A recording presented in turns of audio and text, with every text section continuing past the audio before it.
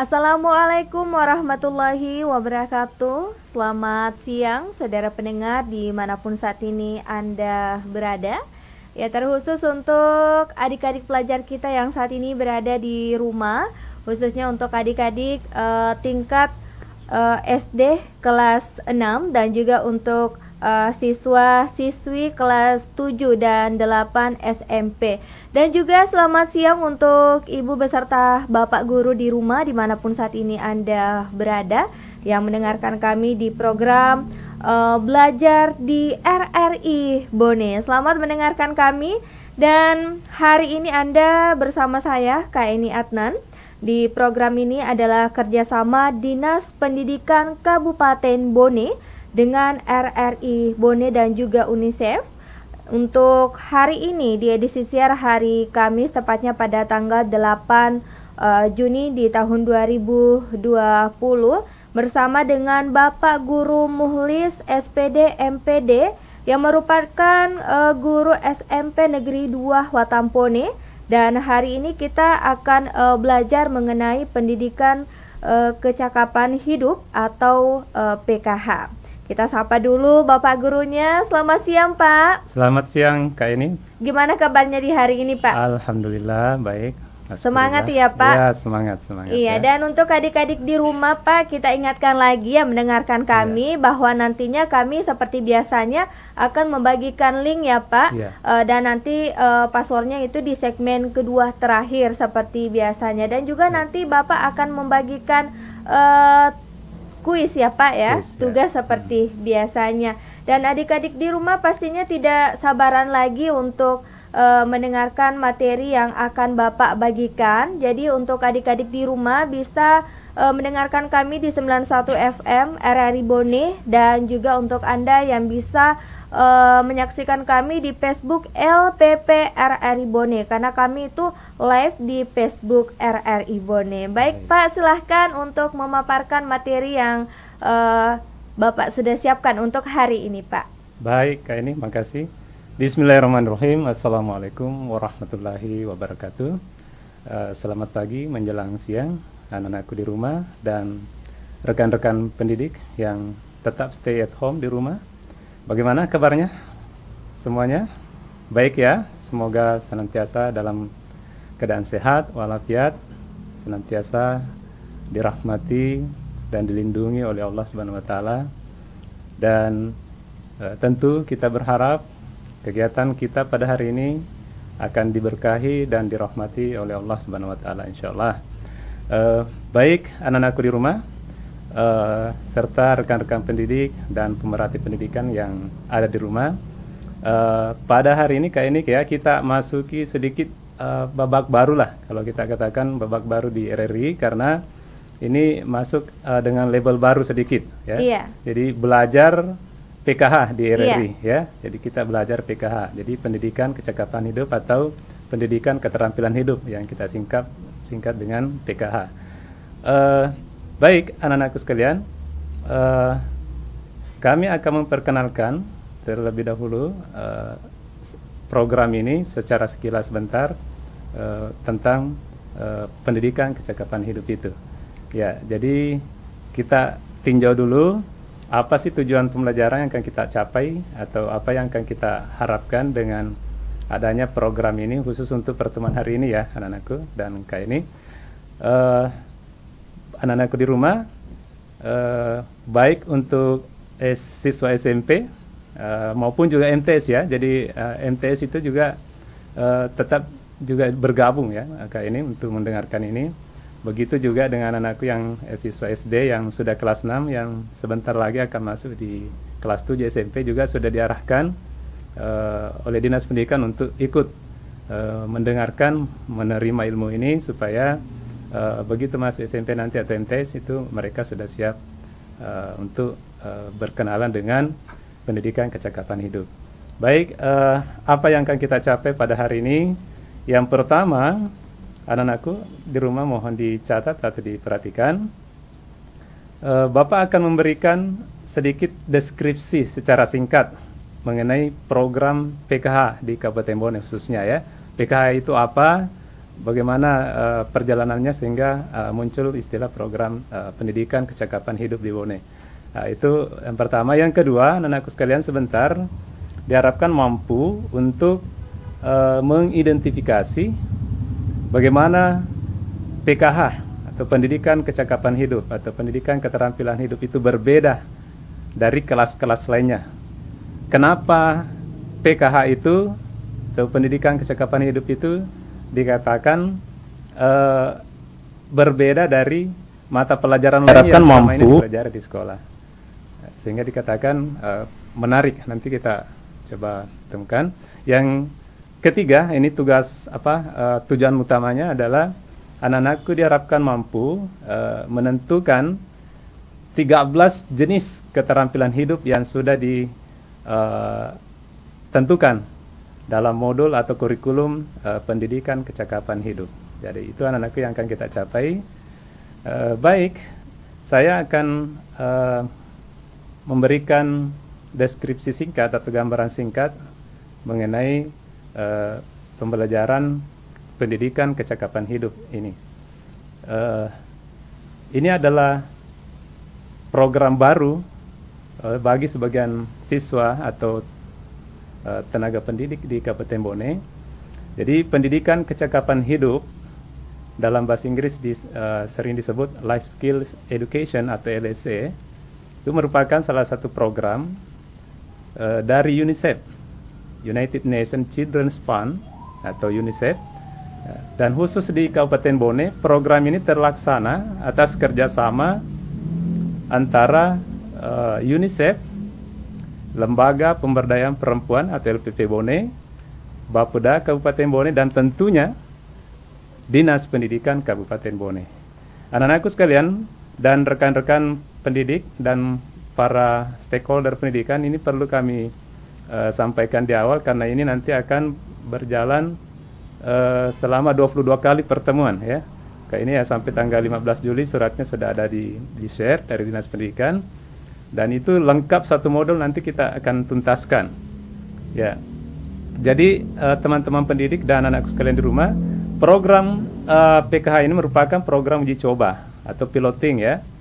Dan hebatnya lagi karena kayak ini ya, hanya ada 2 daerah di Indonesia yang menjadi piloting program pendidikan kecakapan hidup ini. Yang pertama itu ada satu kabupaten di Papua Barat, dan yang kedua adalah di daerah kita sendiri, Kabupaten Bone, Sulawesi Selatan. Satu-satunya kabupaten yang ada di Sulawesi Selatan dan hanya 2 di Indonesia yang ditunjuk untuk menjadi piloting atau proyek uji coba pelaksanaan pendidikan kecakapan hidup. Dan alhamdulillah untuk Kabupaten Bone, Ibu Kepala Dinas Pendidikan, Bapak Sekretaris Dinas Pendidikan sangat proaktif berkoordinasi dengan Bapeda dan UNICEF dan LPP Bone untuk melaksanakan program ini. Dan kegiatan ini pada dasarnya sudah terlaksana 1 tahun yang lalu kayak ini ya.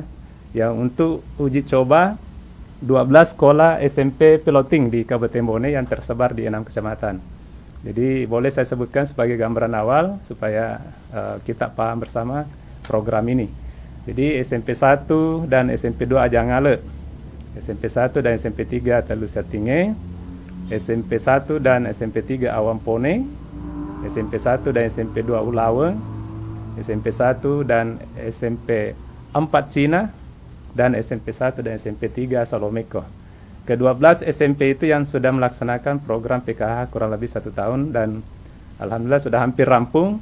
Jadi anak-anakku yang siswa yang berasal dari sekolah piloting yang saya sebutkan tadi tetap mendengarkan program ini sebagai bentuk penguatan. Walaupun mungkin sudah pernah diajarkan oleh gurunya, akan lebih bagus lagi kalau sudah tetap mengikuti ini untuk penguatan dan lebih mendalam, lebih memperdalam lagi materi tentang PKH. Dan program ini memang sudah ada trainer khusus ya kayak ini yang sudah dilatih oleh UNICEF bekerja sama dengan PT Bone dan Dinas Pendidikan dan Yayasan Indonesia Mengabdi. Itu termasuk kami yang sudah terdaftar untuk menjadi narasumber, itu semua adalah trainer dari UNICEF untuk melaksanakan atau mengajarkan materi ini. Kemudian fokus utama, ya. Apa fokus utama dari pendidikan kecakapan hidup itu, atau LSC.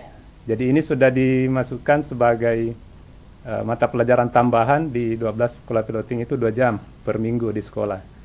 Jadi fokus utamanya adalah membekali siswa SD atau MI kelas 6 khususnya, dan siswa SMP kelas 7 dan kelas 8 atau MTS kelas 7 dan 8 agar mampu menghadapi, ya, atau memecahkan permasalahan-permasalahan dan tantangan kehidupan sehari-hari, baik sebagai pribadi yang mandiri, warga masyarakat, maupun sebagai warga negara.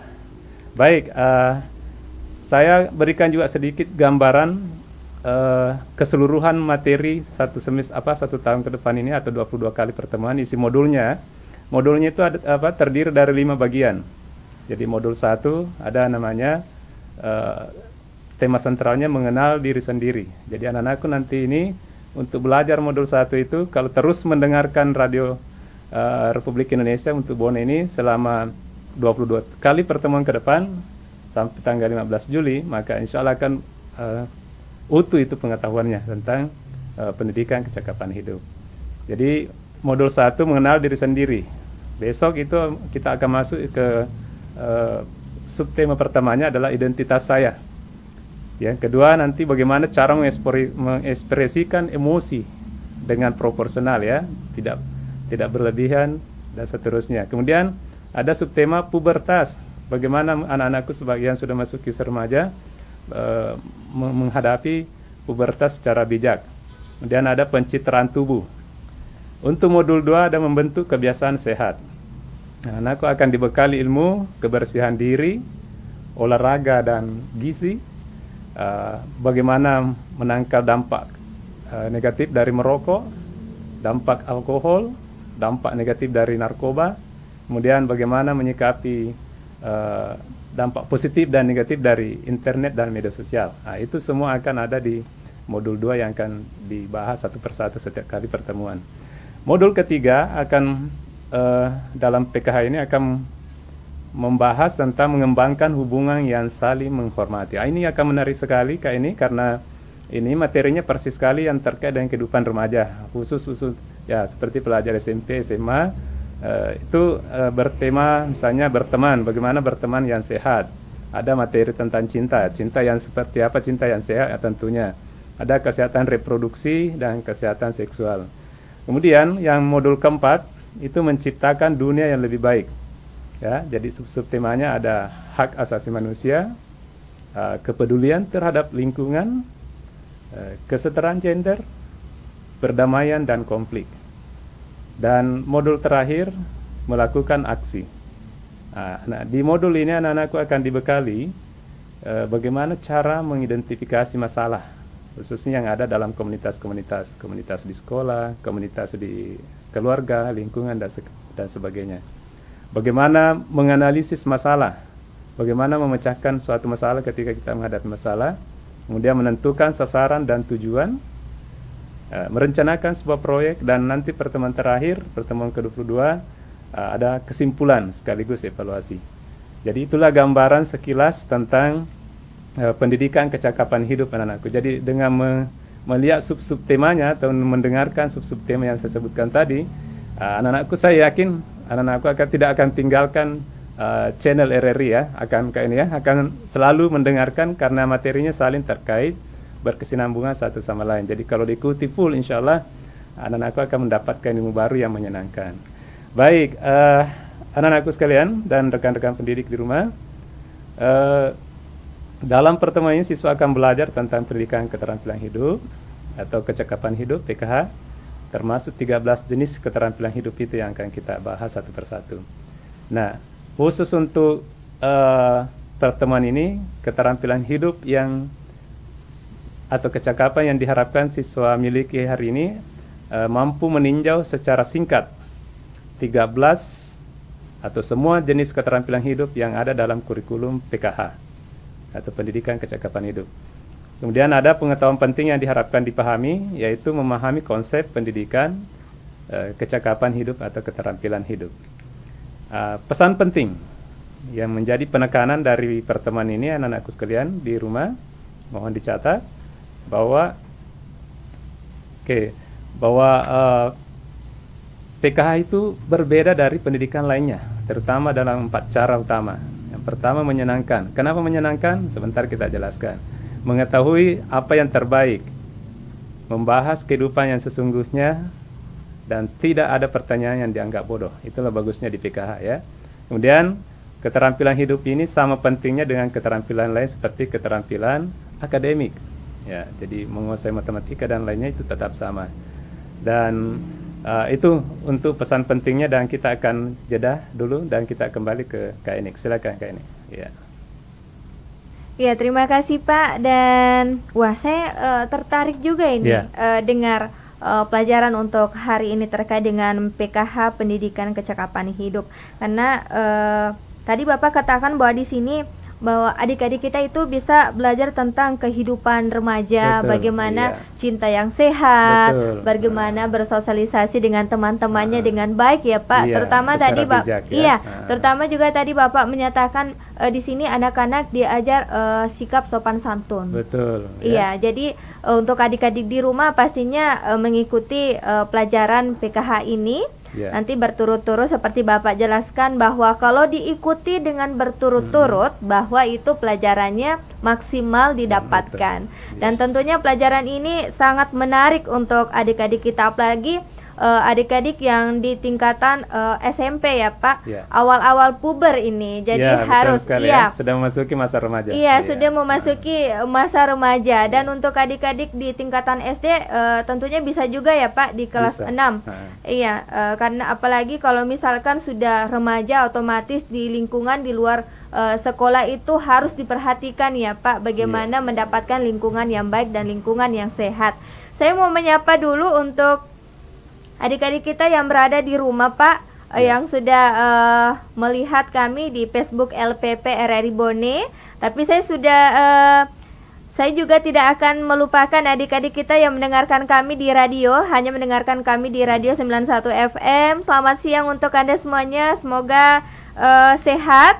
Dan ini ada adik kita Andi Fatima Asahra.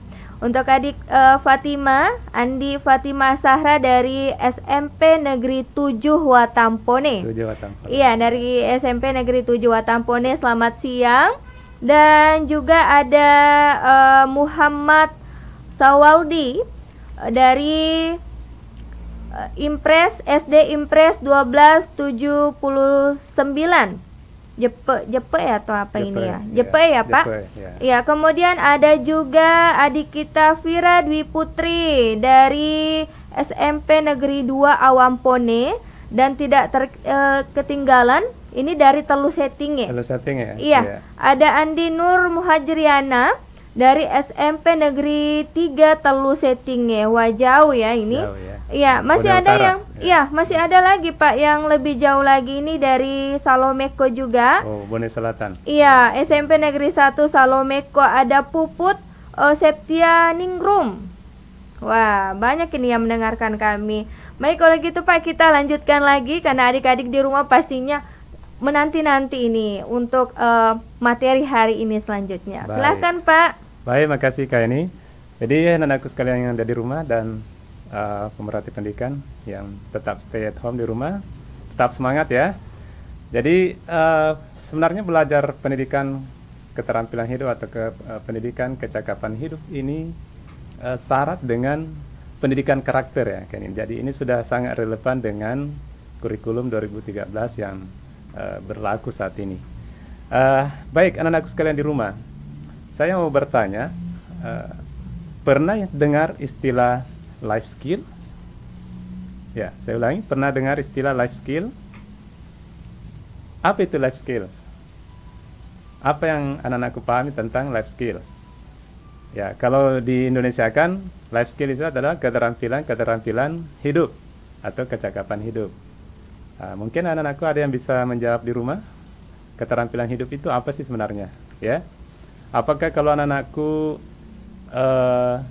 mahir atau ranking 1 matematika, nilainya rata-rata 9, atau semua nilai rata-rata nilai rapornya di sekolah rata-rata 9 semua, matematika, IPA, IPS, bahasa Inggris. Apakah itu anak-anakku dianggap sudah memiliki atau sudah menguasai keterampilan hidup? Atau anak-anakku, pertanyaan berikutnya, misalnya anak-anakku mahir mengutak-atik komputer, mengutak-atik internet, mahir dalam berbagai macam pertukangan, tukang kayu, tukang batu, atau misalnya perbengkelan. Apakah dengan menguasai itu anak-anakku sudah bisa dikatakan memiliki life skill atau keterampilan hidup? Ayo anak-anakku, coba hubungkan dan coba dijawab sendiri. Kira-kira apakah anak-anakku sudah semua yang saya sebutkan tadi, dari bagus nilai-nilai pengetahuan di sekolah, kemudian terampil dalam berbagai macam keterampilan itu, apakah dianggap sudah memiliki keterampilan hidup? Atau apakah itu sudah dikatakan bahwa itu sudah termasuk keterampilan hidup kalau selalu ranking 1 di sekolah misalnya? Nah, mari kita cek bersama-sama ya. Jadi anak-anakku, yang saya sebutkan tadi, keterampilan seperti mahir matematika, mahir sains, jago dalam ranking 1 di sekolahnya misalnya, atau rata-rata nilai rapornya semua bagus, itu belum bisa dikatakan anakku sudah memiliki keterampilan hidup yang baik. Itu baru satu jenis keterampilan hidup anak-anakku ya. Jadi itu baru dikatakan keterampilan akademik kayak ini ya. Jadi itu baru disebut academic skills ya. Jadi baru disebut keterampilan akademik kalau bagus pengetahuan semua mata pelajaran dikuasai misalnya. Atau misalnya terampil dalam menggunakan teknologi, terampil dalam pertukangan, terampil dalam jahit-menjahit dan seterusnya, itu juga belum bisa dikatakan sebagai keterampilan hidup. Nah, itu adalah jenis keterampilan yang lainnya. Itu disebut dengan livelihood skills atau yang disebut keterampilan penghidupan. Jadi keterampilan seperti itu baru dalam tataran keterampilan untuk mencari nafkah, ya, untuk hidup, mencari uang dan sebagainya. Nah, ada satu keterampilan lagi yang sangat perlu dan penting untuk anak-anakku kuasai, yang selain keterampilan akademik dan keterampilan penghidupan atau livelihood skills, ya. Jadi yang ketiga itu namanya keterampilan hidup. Itulah yang disebut dengan life skills. Nah, apa itu life skills? Apa itu keterampilan hidup? Apa itu kecakapan hidup? Oke, kita cek coba definisinya berdasarkan modul yang sudah ditetapkan oleh UNICEF ya, anak-anakku. Jadi sebetulnya ada banyak pengertian tentang keterampilan hidup. Namun dalam kurikulum pendidikan keterampilan hidup atau pendidikan kecakapan hidup PKH, yang dimaksud dengan keterampilan hidup itu adalah, ya, mohon dicatat ya, karena nanti mungkin juga ini terkait dengan kuis misalnya ya. Mungkin nanti ada yang ditanyakan dalam kuis kayak ini ya. Jadi anak-anakku di rumah dicatat yang dimaksud dengan keterampilan hidup, yaitu keterampilan yang menggambarkan kecakapan atau keterampilan yang membantu kita mengatasi tantangan kehidupan sehari-hari. Saya ulangi, keterampilan hidup adalah keterampilan yang membantu kita mengatasi tantangan kehidupan sehari-hari, termasuk membentuk hubungan sosial, menyelesaikan masalah, mengelola risiko, mengambil dan membuat keputusan, dan kemampuan untuk bekerja sama dengan orang lain. Nah, ini yang jarang atau tidak semua orang, terutama anak-anakku semua, tidak semua mampu memiliki keterampilan ini. Sehingga keterampilan hidup itu juga penting. Anak-anakku, jadi ada 3 keterampilan hidup, keterampilan yang sangat dibutuhkan dalam pendidikan. Tadi kita sudah sebutkan satu-satu, kita ulangi. Jadi 3 keterampilan hidup yang dibutuhkan dalam pendidikan PKH ini ya. Yang pertama tadi adalah keterampilan akademik ya. Misalnya mahir dalam matematika, sains ya, IPS dan seterusnya. Yang kedua, keterampilan penghidupan, ya, livelihood skills, ya, keterampilan terampil dalam pertukangan dan sebagainya. Dan yang ketiga adalah keterampilan hidup atau life skills. Nah, ini juga mungkin ada kaitannya dengan kuis sebentar anakku, jadi mohon dicatat, ya. Jadi 3 jenis keterampilan yang dibutuhkan dalam pendidikan keterampilan hidup itu. Yang pertama academic skill, keterampilan akademik. Yang kedua livelihood skills, keterampilan penghidupan. Dan yang ketiga life skills, keterampilan hidup. Anak-anakku,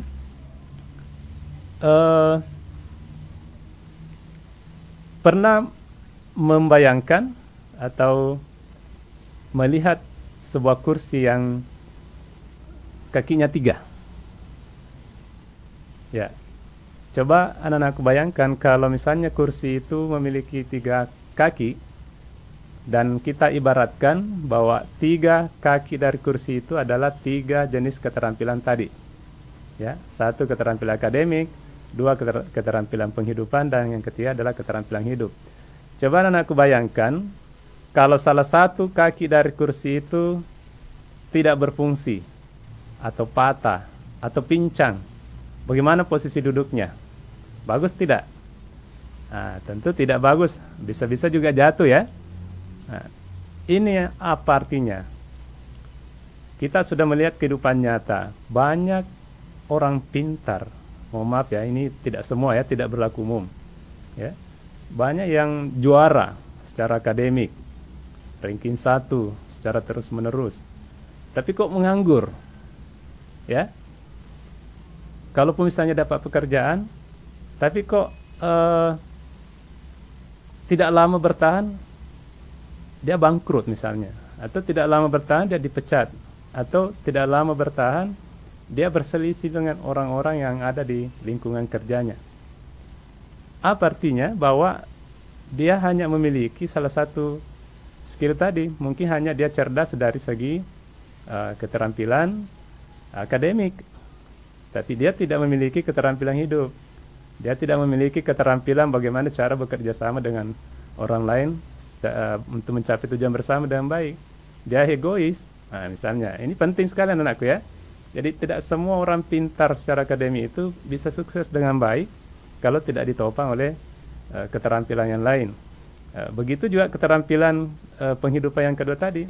Kita terampil menggunakan teknologi, tapi karena kita juga tidak bisa bersosialisasi dengan orang lain di sekitar kita, atau kita sombong misalnya, orang lain tidak akan bisa mendekati kita, atau kita tidak bisa bekerja sama dengan mereka.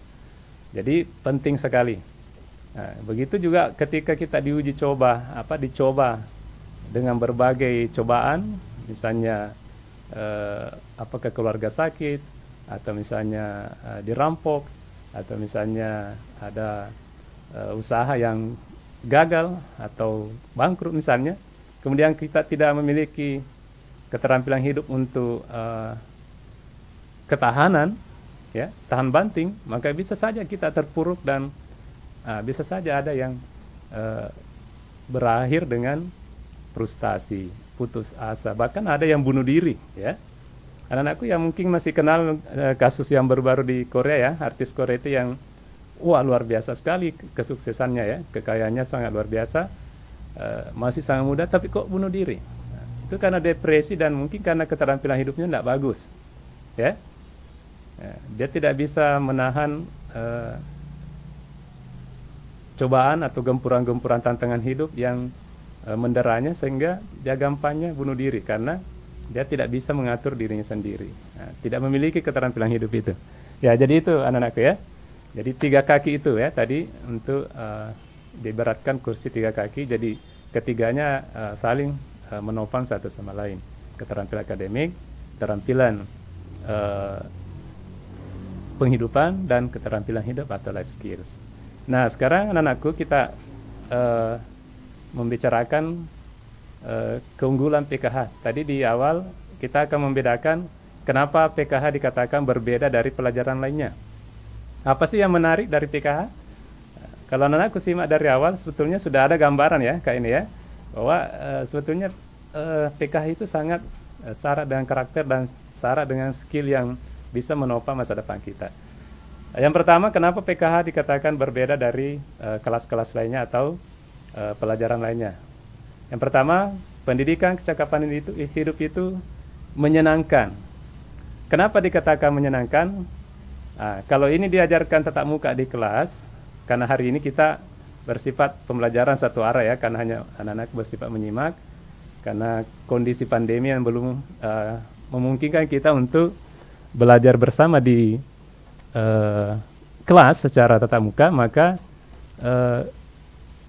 sebetulnya pada saat diajarkan secara tatap muka di kelas, PKH itu sangat menyenangkan.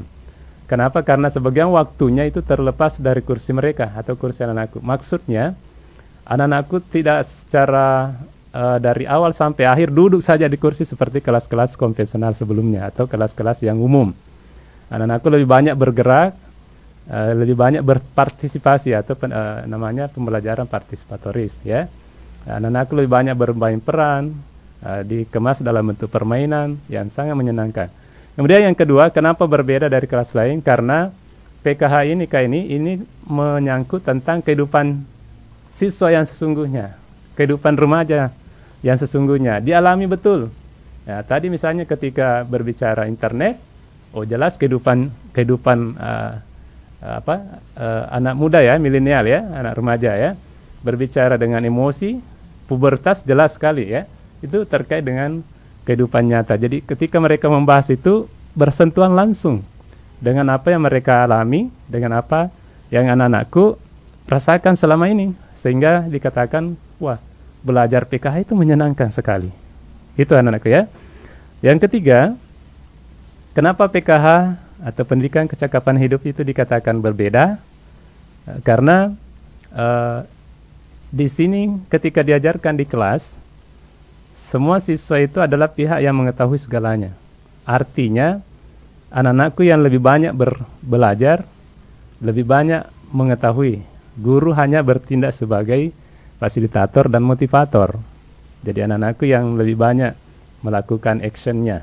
Ya, jadi itu bagusnya sudah ditata rapi ya. Dan yang keempat, PKH ini dikatakan berbeda dari kelas-kelas lainnya atau mata pelajaran lainnya. Karena dalam pembelajaran di kelas itu setiap pertanyaan yang diajukan oleh setiap siswa atau pernyataan atau komentar itu tidak ada yang dianggap bodoh, ya, tidak ada yang dianggap main-main. Walaupun sebetulnya kelihatan main-main, tapi tetap pasti ada hal positif yang bisa diambil dari sebuah pertanyaan oleh seorang siswa. Jadi tidak ada yang ragu-ragu untuk bertanya. Kalaupun ada yang ragu-ragu untuk mengajukan pertanyaan, anak-anakku kan di kelas itu biasa kalau diminta bertanya ragu-ragu, malu atau takut kan bertanya ya. Nah, di PKH itu kayak ini, itu kita sediakan kotak pertanyaan. Itu disimpan di depan meja guru, dan anak-anak itu bisa menuliskan pertanyaannya, disimpan di kotak itu. Jadi kalau mereka takut siapa yang bertanya, mereka boleh tidak menulis nama. Kalau misalnya pertanyaan itu bisa bersifat anonim misalnya, tidak boleh dikatakan oleh orang lain misalnya, atau malu untuk diungkapkan, apalagi kalau bersifat sensitif ya, apalagi misalnya tadi ada misalnya kesehatan reproduksi atau misalnya manajemen kesehatan menstruasi. Anak-anak perempuan mungkin malu untuk bertanya, boleh ditulis saja dalam pertanyaan, dimasukkan di kotak itu. Ya, jadi betul-betul anak-anak merasa nyaman lah belajar tentang PKH. Dan setiap pertanyaan yang masuk dalam kotak itu akan dijawab oleh guru yang mengajar pada pertemuan selanjutnya. Jadi betul-betul terlayani anak-anak dengan baik. Oke. Selanjutnya, kenapa juga PKH dikatakan unggul? Karena memang mendukung anak-anak remaja, anak-anakku sekalian, untuk mengembangkan dan menggunakan berbagai keterampilan hidup dalam konteks individu anak-anakku. Juga di dalam konteks permasalahan yang spesifik, misalnya masalah serta tantangan khusus dihadapi sebagai pengetahuan kritis, ya. Dan terkadang masalah yang bersifat sensitif, tabu dan kontroversial untuk dibahas itu bisa disampaikan. Baik, anak-anakku sekalian, kita akan masuk lagi jeda dan kita kembali ke ini. Silakan.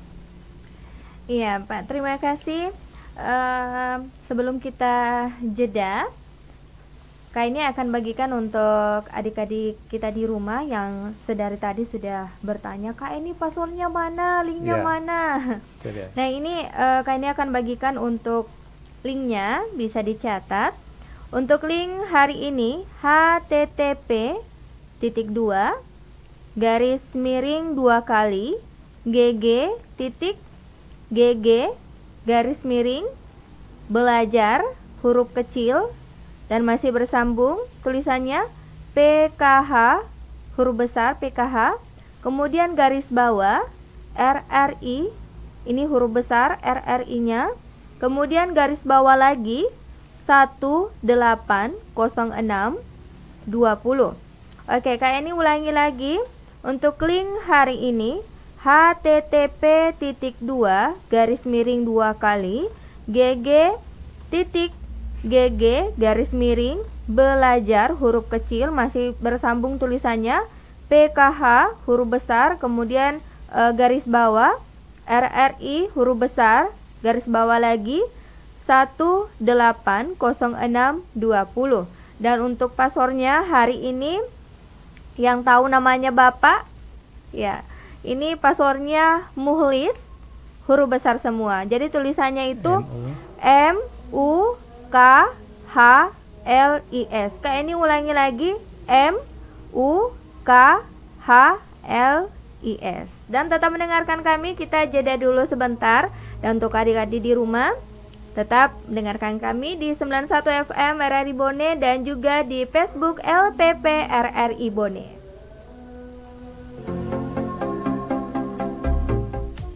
Bismillahirrahmanirrahim. Assalamualaikum warahmatullahi wabarakatuh. Saya Haji Ambo Dalle, Wakil Bupati Bone, sekaligus juga Ketua PGRI Kabupaten Bone, menyampaikan penghargaan yang setinggi-tingginya serta apresiasi terhadap program belajar di RRI. Ini menjadi sebuah gagasan dan ide yang luar biasa dalam membantu pemerintah daerah dalam memenuhi kebutuhan siswa, dalam menambah pengetahuan dan wawasan mereka di tengah wabah corona yang sedang menimpa bangsa kita.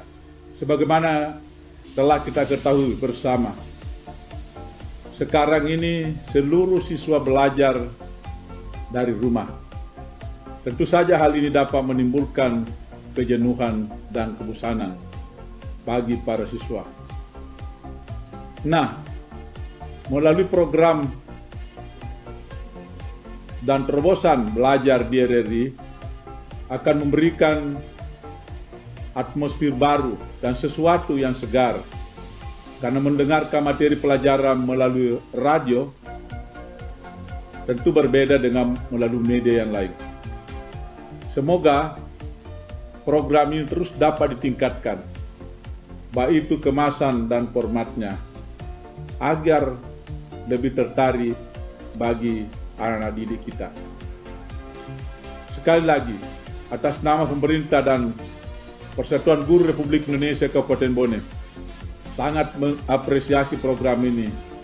Dan kepada anak-anakku, para pelajar di Bone, jangan lewatkan program belajar di RRI melalui frekuensi 91 FM atau unduh aplikasi RRI Play Go dan rasakan nuansa belajar yang berbeda. Terima kasih atas segala perhatiannya. Terima kasih kepada RRI dan tetap jaya selamanya. RRI sekali di udara, tetap di udara.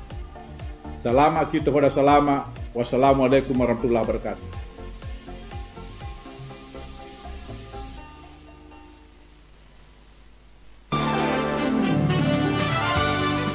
Anda masih mendengarkan Belajar di RRI bekerja sama dengan Dinas Pendidikan Kabupaten Bone, LPP Bone, dan UNICEF Indonesia.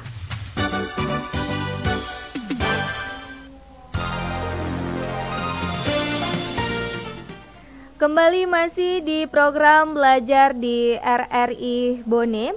Nah, bagaimana adik-adik di rumah? Linknya sudah ada, passwordnya juga sudah ada. Dan kembali Kak ini mau menyapa dulu untuk adik-adik di rumah yang saat ini mendengarkan kami. Ini ada adik kita Putri Ayu, kelas 7, sekolah SMP Negeri 3 Telu Settinge. Dari Telu Settinge lagi. Kemudian ada lagi dari Nurlela, SD Negeri 108 Pompanua kelas 6. Jangan lo ya. Iya, SD dari ya? Pompanua. Kemudian ada Asahra Ufaira kelas 5 dari SD Impres 1279 Mataropuli, Kecamatan Bengo. Iya, Kecamatan Bengo. Dan untuk semuanya juga, dan untuk ibu beserta bapak guru di rumah. Ya Pak, kita lanjut lagi untuk materi hari ini di segmen terakhir kita, di segmen ketiga. Silakan Pak. Baik, makasih Kak ini. Baik anak-anakku sekalian yang ada di rumah dan rekan-rekan pendidik dan pemerhati pendidikan yang masih stay at home di rumah. Kita lanjutkan pelajaran kita pada hari ini.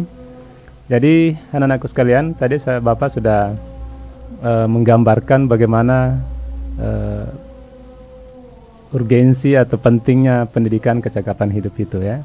Jadi tadi saya sudah menggambarkan juga kenapa PKH ini dikatakan berbeda atau menarik dibandingkan dengan pelajaran-pelajaran lainnya, karena tadi saya sudah sampaikan 4 alasan utama itu. Dan juga bahwa life skill ini atau keterampilan hidup ini juga sangat penting dalam menopang kesuksesan anak-anakku nanti ke depan, terutamalah dalam menghadapi atau mengatasi tantangan kehidupan sehari-hari. Dari 3 jenis keterampilan tadi yang saya sebutkan, ada keterampilan akademik, keterampilan penghidupan, dan keterampilan hidup atau life skill. Sebetulnya kalau istilah lamanya itu bisa dikatakan sebagai hard skill dan soft skill ya. Hard skill versus soft skill. Jadi hard skillnya itu bisa dikatakan keterampilan akademik dan keterampilan penghidupan. Jadi kalau anak-anak mahir ilmu pengetahuan, menguasai semua mata pelajarannya, dan terampil dalam pertukangan dan sebagainya, itu masih bisa dikatakan sebagai hard skill atau skill kasar ya. Masih ada satu skill lagi yang sangat penting untuk anak-anakku kuasai, tadi adalah life skillnya, itu keterampilan hidupnya yang bisa kita katakan soft skill. Nah, ini keterampilan berkomunikasi, keterampilan bekerja sama, ini sangat menunjang dan saling membantu satu sama lain. Baik anak-anakku sekalian, kita masuk ke langkah kegiatan kita. Kalau di kelas ya anak-anakku sekalian, karena ini pembelajaran sifatnya satu arah, hanya mendengarkan, saya berikan gambarannya. Kalau misalnya nanti sekolah-sekolah yang bukan piloting ini juga menerapkan di sekolah nanti, kalau ada kebijakan dari Dinas Pendidikan, bahwa nanti kalau di kelas itu yang membuat menarik PK ini karena juga ada yang namanya menentukan aturan kelas, aturan kelompok. Jadi anak-anakku sendiri yang menentukan mau berkelompoknya seperti apa, aturan kelasnya seperti apa, itu ditentukan sendiri oleh para pelajar atau anak-anakku sekalian di sekolah atau nanti di rumah, atau nanti di sekolah ya. Jadi kalau pembelajarannya tatap muka, ada namanya menentukan aturan kelompok atau aturan kelas. Misalnya contoh aturan kelas yang ditentukan secara positif ya. Misalnya saya ingin ketika berbicara yang lain tidak, atau yang lain memberikan saya kesempatan untuk berbicara. Biasa kan kalau kita berdiskusi, ada yang belum selesai langsung dipotong, itu kan bisa diatur bersama. Baik, sekarang kita tinggalkan ini karena ini bukan di kelas. Kita akan masuk ke langkah selanjutnya. Kalau yang normal, ada nanti untuk mencapai tujuan pembelajaran yang ketiga tadi, menentukan 13 jenis keterampilan hidup, itu dikemas dalam bentuk kerja kelompok sebenarnya ya. Jadi kan ini berada di rumah, nanti berarti harus kerja secara individu ya, masing-masing ya di rumah. Itu sebenarnya kemasannya masing-masing diberikan kayak ini ya, masing-masing siswa atau pelajar itu diberikan kartu. Ya, sebagian kartu isinya istilah tentang keterampilan hidup. Yang sisanya yang kartu yang lain itu adalah definisi atau pengertian dari keterampilan hidup itu. Misalnya salah satu keterampilan hidup adalah bekerja sama, kemampuan atau keterampilan bekerja sama. Maka kartu yang lainnya itu diacak itu salah satu pengertian dari kerjasama. Mereka akan saling berbaur dalam kelompoknya untuk berlomba mencari dari 13 jenis istilah itu. Mereka akan memasangkan setiap jenis pengertian dari setiap jenis keterampilan hidup itu. Dan itu dipertandingkan ya, supaya lebih semarak kayak ini ya, lebih menarik di kelas. Anak-anak itu diharapkan berlomba siapa yang tercepat memasangkan dan benar. Maka guru nanti, teman-teman guru, pendidik yang mengajarkan nanti ini diharapkan memberikan apresiasi, penghargaan kepada kelompok yang tercepat dan benar. Nah, itu ada kompetensi juga, Pak. Kemampuan berkompetisi secara sehat di situ diberikan kepada anak-anak, itu secara positif ya, dianggap sebagai bagian dari penguatan karakter. Nah, karena ini bukan berada di kelas, jadi saya hanya akan menguji coba misalnya 5 jenis keterampilan. Anak-anakku seperti seolah-olah berada di kelas atau berada seolah-olah mendengarkan saja dan mencoba memasangkan 5 jenis keterampilan hidup yang akan saya bacakan dengan definisinya yang benar ya. Coba saya akan sebutkan dulu 5 jenis atau 6 jenis keterampilan hidup dari 13 jenis keterampilan hidup yang akan kita bahas. Yang pertama, mengatur diri sendiri. Itu salah satu jenis keterampilan hidup. Dicatat anak-anakku ya, karena nanti juga ada pengertian mungkin salah satu dari ini. Yang kedua, kreativitas. Yang ketiga, berpikir kritis. Nah, mungkin nanti ada yang di kuisnya apa yang dimaksud berpikir kritis ya. Yang keempat, mengambil keputusan. Yang kelima, bernegosiasi. Jadi kemampuan bernegosiasi. Dan yang keenam, bekerja sama. Jadi apa pengertian dari keenam keterampilan hidup ini? Saya akan membacakan pengertiannya secara acak. Tolong dicatat ya. Dan dipasangkan dengan benar ya. Jadi kita hanya simulasi melalui pendengaran ini ya. Saya coba, jadi saya sebutulan cepat. Mengatur diri sendiri, kreativitas, berpikir kritis, mengambil keputusan, bernegosiasi, bekerja sama. Oke, sekarang pasangannya, pengertiannya secara acak. Nanti anak-anakku yang pasangkan ya. Kemampuan untuk mempertimbangkan kebutuhan dan cara pandang orang yang berbeda secara tawar-menawar untuk mencapai hasil yang terbaik bagi semua yang terlibat. Kira-kira pasangannya apa itu anak-anakku? Nah, nanti dipasangkan ya. Ya, pasangannya apa? Apakah bekerja sama, berpikir kritis, atau bernegosiasi? Ayo dijawab. Saya ulangi, kemampuan untuk mempertimbangkan kebutuhan dan cara pandang orang yang berbeda untuk mencapai hasil yang terbaik bagi semua orang yang terlibat. Biasa dilakukan dengan cara tawar-menawar sampai ketemu titik temunya. Nah, jadi sudah bisa disimpulkan bahwa itu pengertian dari keterampilan hidup bernegosiasi.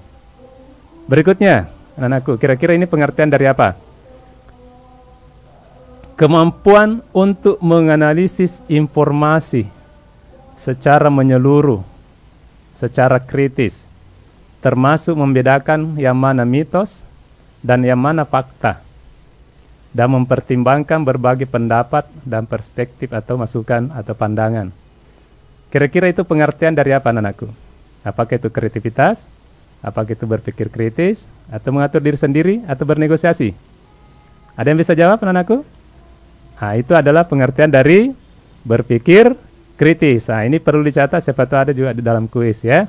Jadi berpikir kritis, kemampuan untuk menganalisis informasi secara menyeluruh, secara kritis, termasuk membedakan mitos dan fakta. Selanjutnya, kemampuan untuk melakukan pendekatan terhadap masalah dan tugas dengan cara yang baru dan berbeda. Kemampuan pendekatan terhadap masalah dan tugas dengan cara yang baru dan berbeda. Itu pengertian dari apa anak-anakku? Itu pengertian dari kreativitas, kreatif. ya.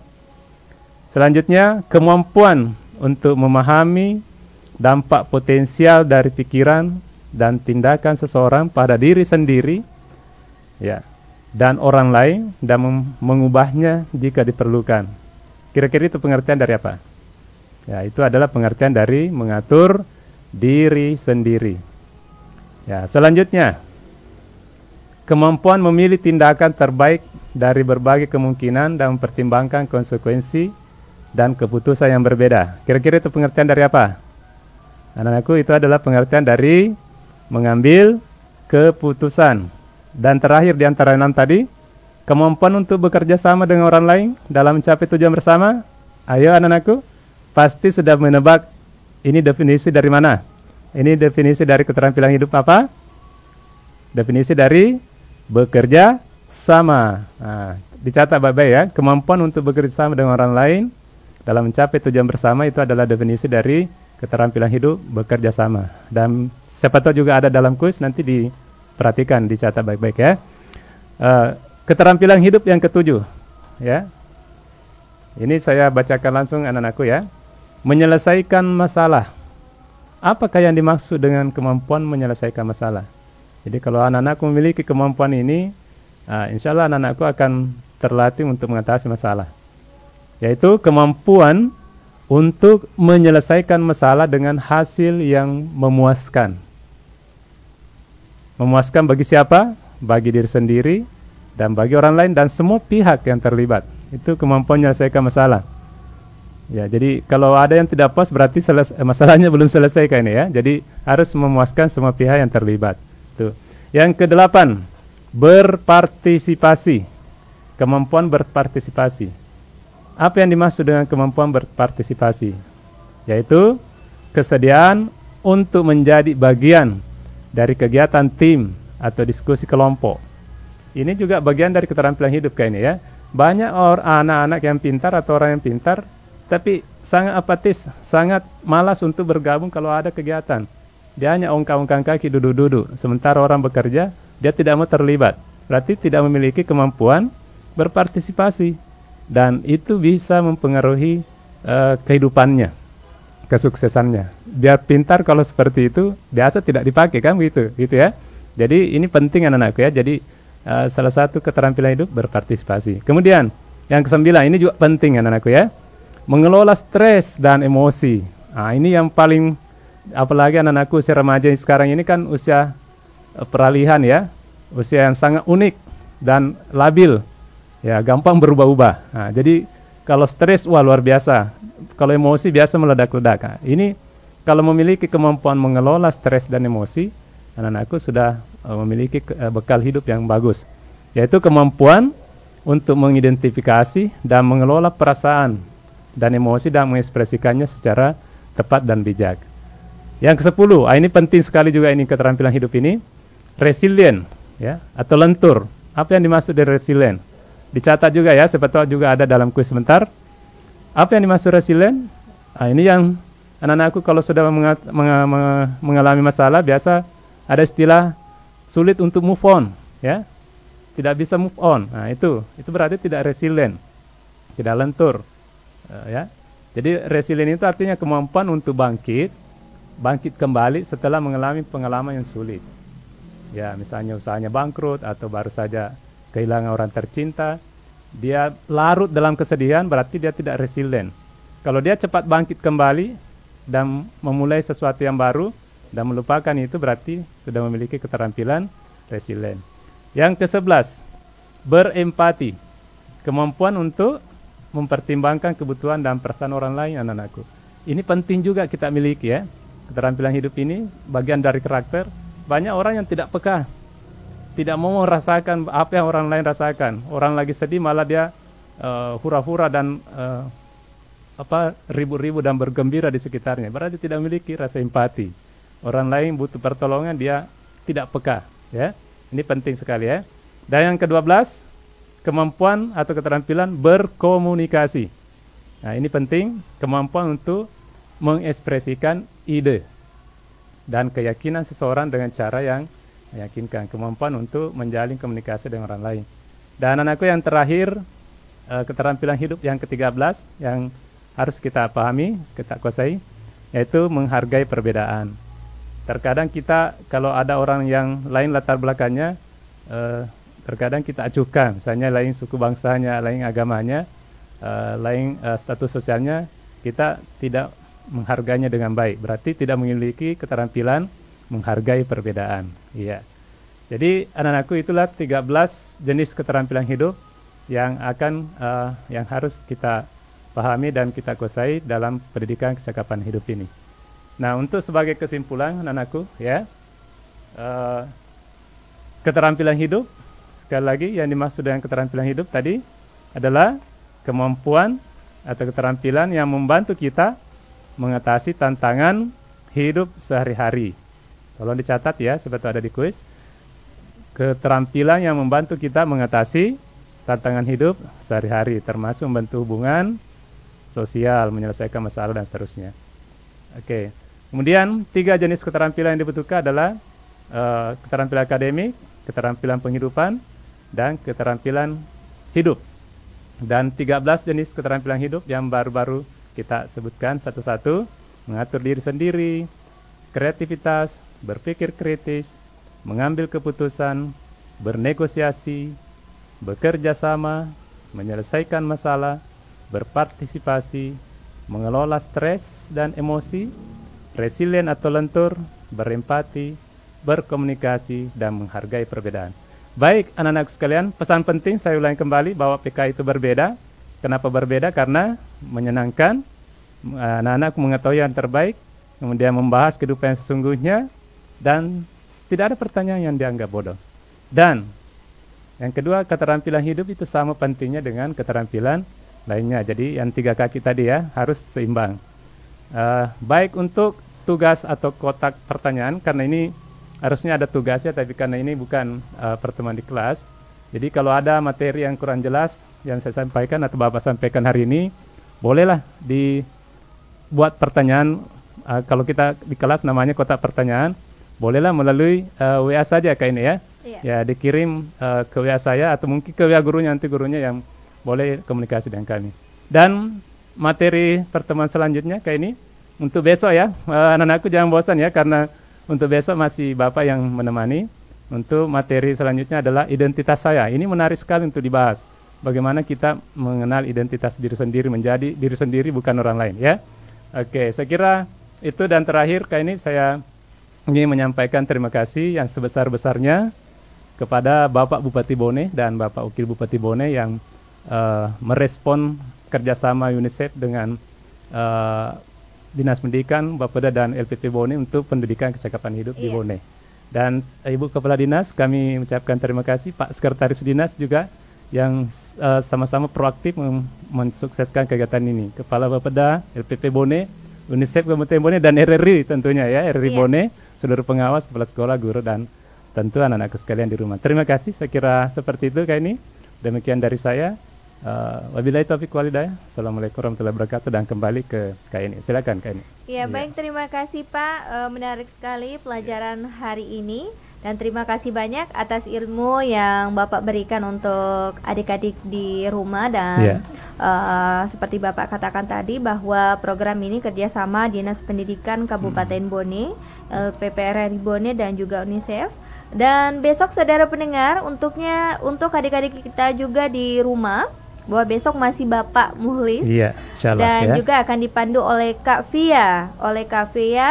Dan untuk hari ini kita cukupkan sampai di sini kebersamaan kita. Saya Kenny Adnan dan juga saya Muhlis. Ya, pamit dari ruang dengar Anda dari Jalan Jenderal Ahmad Yani nomor 1 Kota Watampone. Wassalamualaikum warahmatullahi wabarakatuh. Waalaikumsalam warahmatullahi wabarakatuh. Terima kasih.